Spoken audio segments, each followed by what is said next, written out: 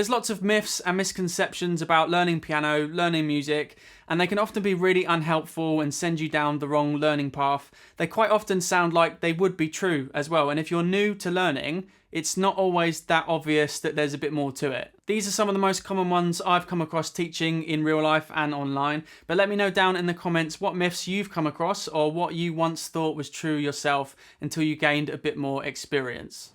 The first myth I think can be quite discouraging for people sometimes, and that is that you need loads of talent or loads of natural musical ability in order to learn how to play piano or another instrument. When in reality, the way we learn is actually through a process of gradually developing our skills, learning how to learn well, learning how to practice well. I'm not a massive fan of how the word talent is sometimes used because I don't think it does justice to the amount of time and dedication and hard work that people have put in to learning how to get really good at something. There's lots of brand new physical and mental skills that you're just not familiar with yet, and we're training our brain, building habits. It's like learning a language, and that takes time for things to start coming together or feeling natural and to click. It's often going to feel difficult, maybe like you can't do it at first, and that's really normal. So don't give up too soon or feel like if you haven't got to this level by this amount of time that it's because you're not talented. It's not. It's because either you haven't given it enough time or you need to do something different with how you're approaching it. I believe that most people can get to a good standard of playing with enough effort. Now, obviously, some people have some advantages after playing with different musicians and teaching lots of people. Some people have a better memory for things. Some people are better at recognizing patterns, or their ears are naturally better. Perhaps they've experienced more music growing up, which can be a bit of an advantage. But honestly, all the skills you need to play, when you have a good method, good resources, or a good teacher, all that stuff can be learned and developed. It's not because you haven't got talent, it's just because you haven't gone through all the steps yet. The next myth is that in order to train our ears, to learn how to play by ear, how to work things out by ear or improvise, that kind of stuff, is that we need to memorize the sound of every note. By that I mean like just hearing a note and knowing that that's a D, or hearing that note and knowing that it's an F. I wasn't hearing them then, I knew what notes I was playing. Now, pitch memory is something that can be worked on and can be helpful in some situations, but in order to do all those things I was talking about, most of the time it's not what we use, and it's definitely not the most useful thing for a beginner to start working on. What we actually use to do all those things I was talking about is something called relative pitch. So this is where we're focusing more on the relationships between notes. And the kind of things we train are things like intervals, the different sized gaps between notes, each one having a kind of different characteristic. So this one sounds happy, this one sounds a bit more ominous. Learning to recognize the difference in sound and character of different chords and things, so like major versus minor. Getting familiar with the sound of scales, again major versus minor being the obvious example.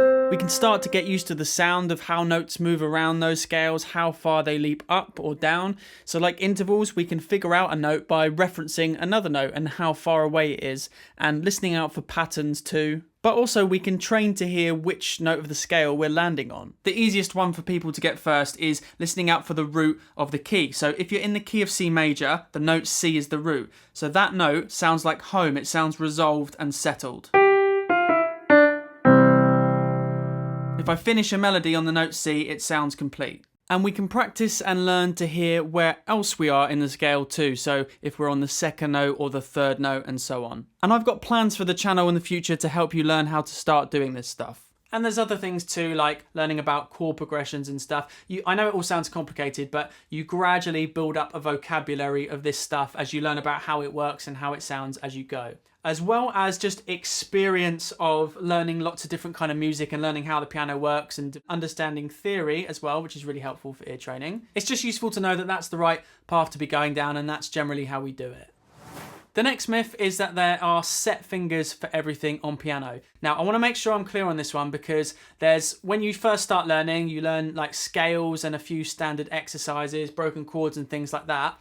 And there's kind of like standardized fingers for that. You should totally stick to those when you're doing those exercises, because they're designed for a reason, to teach you how to use your fingers well, and they are often the best, most efficient way of doing stuff. Choosing fingers that work well is just like solving a puzzle, really. So the standard fingers for coming down a C major scale is if you start on your 5th finger, and that's because it allows you to get all the way to your thumb, and then you can turn over 3, 2, 1. But if we only needed to go from C down to that G, we can start on 4th to end up on our thumb. But now let's pretend instead of going from C down to G, we're going to go down these 3, and then instead of that G, we're going to go up to this high G. Well, now that doesn't work because from this finger, I can't really reach that very well.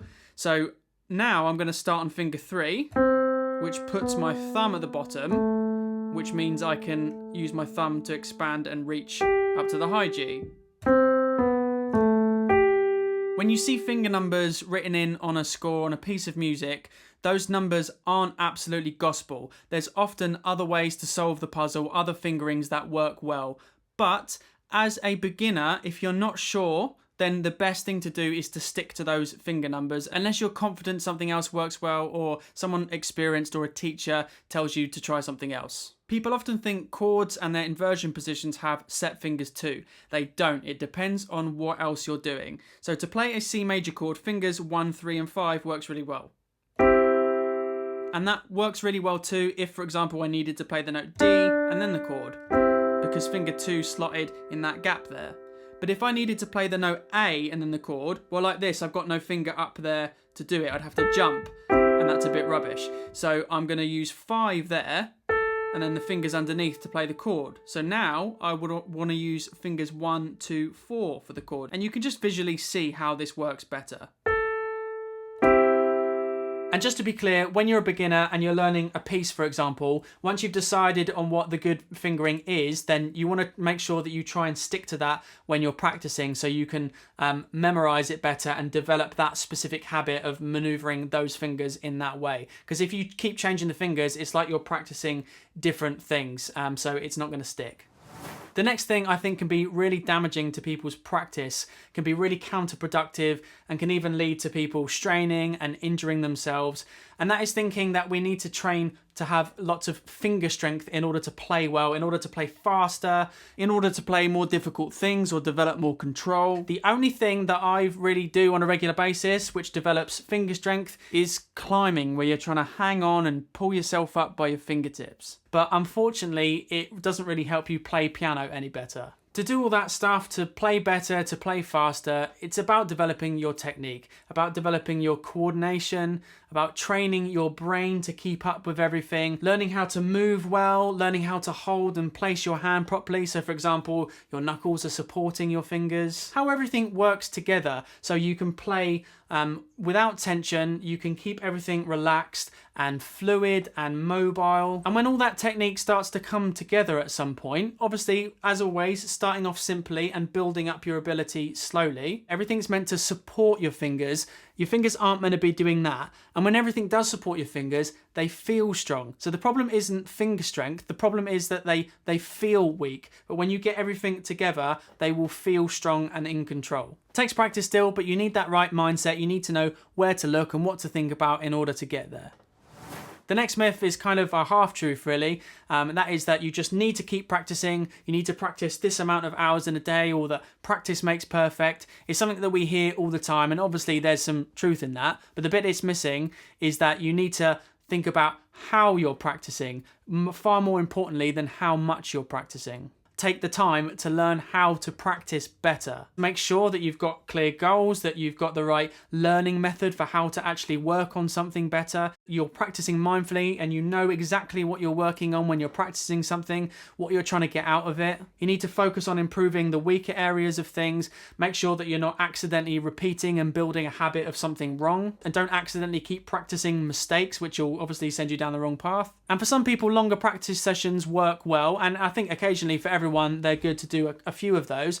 But a lot of the time, I think that practice little and often is far more beneficial, because when you keep coming back to it, you keep reinforcing that information. You're keeping it fresh and you're keeping it present in your mind. But importantly, you don't want to leave massive gaps in between things. If you're trying to learn a piece, there's a lot to remember, the maneuvers, the fingers, the notes and everything. So you want to keep it fresh in your mind by coming back to it little and often.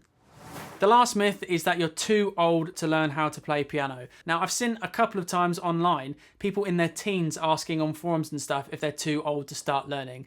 But it's often adults who ask this question. I think you'd be so surprised how much you can learn even in a year or two. If you're practicing and playing regularly and you're committed to learning, you can still get lots of enjoyment from playing music. I have taught a bunch of adults as well over the years, a lot more kids and teenagers. There are a couple of differences. The main one being that adults tend to find it harder to find time to practice with having work and families and stuff like that.